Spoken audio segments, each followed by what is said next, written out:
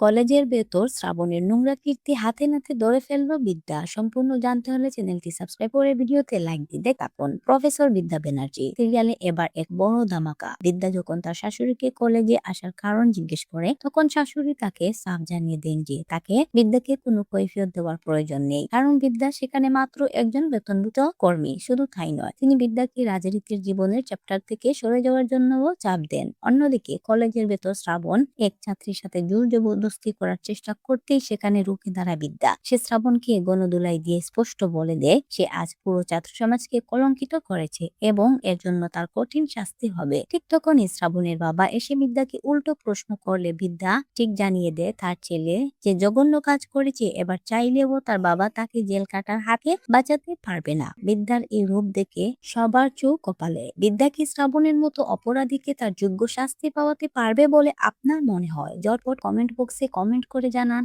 এবং এইরকম আরো সিরিয়ালের ধামাকাদার আপডেট পেতে আমাদের ইউটিউব চ্যানেলটি সাবস্ক্রাইব করে রাখুন।